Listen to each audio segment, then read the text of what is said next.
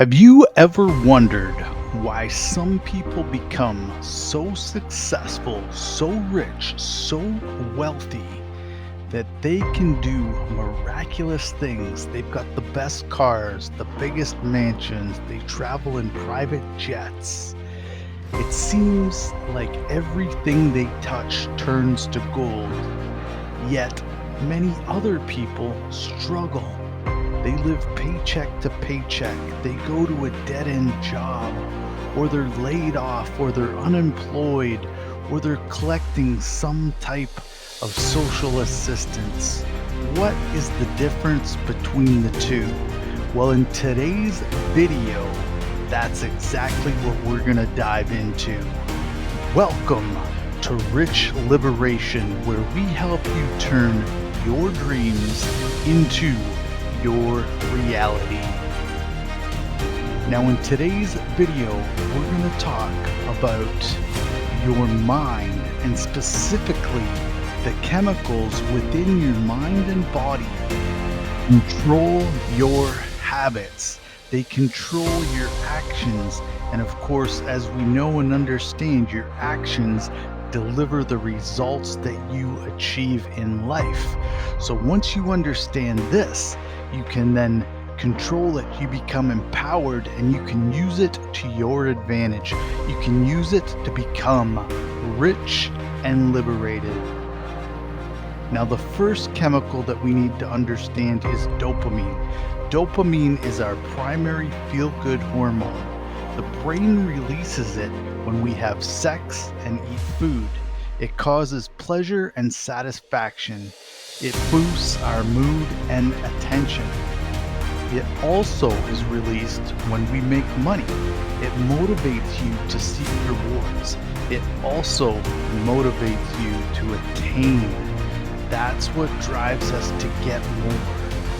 Now, the next one I want to talk about is serotonin.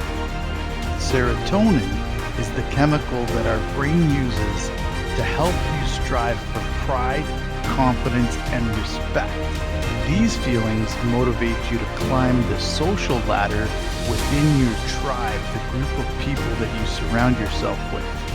Now, increasing your status in society means that you are more likely to have access to more resources, better options for mating, and increased security. Survival is easier with more status. When you see someone that is full of confidence, their brain is full of serotonin. Now, males tend to show status through resources, money, businesses, fancy cars, etc. And females tend to show it more by popularity and physical appearance. Serotonin is also why it's very difficult to stop comparing yourself to others. The more social status you have, the higher your chances of survival, and it also feels really good. Now next, let's talk about oxytocin. This is the hormone that produces feelings such as trust, belonging, safety, and love. Our brains use oxytocin to help us create emotional bonds, such as when mothers have babies or when you fall in love with someone. When you support others or trust others, that is also created by oxytocin. Conversely, if you betray someone's trust, oxytocin levels will fall and cortisol will increase, causing more stress and anxiety. Now, why is that? That's because your body and brain thinks that it's at risk of being kicked out of the tribe, and that represents certain death. We must remember that our brains were wired from hundreds of years ago, not from our circumstances here today. Next, let's talk about endorphins. Endorphins mask pain and create a feeling of euphoria. This again is a survival mechanism that kicks in and allows you to react before having to deal with the pain of injury. If you have ever felt really high after laughter or relief after a big cry, those are all feelings caused by your endorphins. Adrenaline is not the same thing, but often gets confused. Adrenaline is an amplifier of the other hormones. So for example, jumping out of a plane, or skiing down a mountainside really fast, or kissing the love of your life for the first time. Adrenaline amplifies all hormones the same. Have you ever wondered why people get addictions? Well, the more hormones and adrenaline something triggers, the more addictive it becomes. For example, coffee. Dopamine from the enjoyment of a coffee at a Starbucks. Now, when you get a Starbucks coffee, you're getting a serotonin hit from the status. And of course, now the adrenaline kicks in and magnifies everything. So the more you repeat this cycle, the addiction becomes stronger and stronger, and it becomes a default pattern for your brain. So dopamine, serotonin, oxytocins, and endorphins are your happy chemicals. These are the neurotransmitters that your brain uses to manipulate you into doing what it feels is best for you. Now let's talk about the flip side. Let's talk about cortisol. See, your body releases cortisol whenever it feels threatened. It's forcing you to stop and pay attention to what's going on around you. When it's high, you feel fear. When it's low, you feel stress and anxiety. This is your body's warning system that is designed to make you feel bad so that you'll stop what you're doing.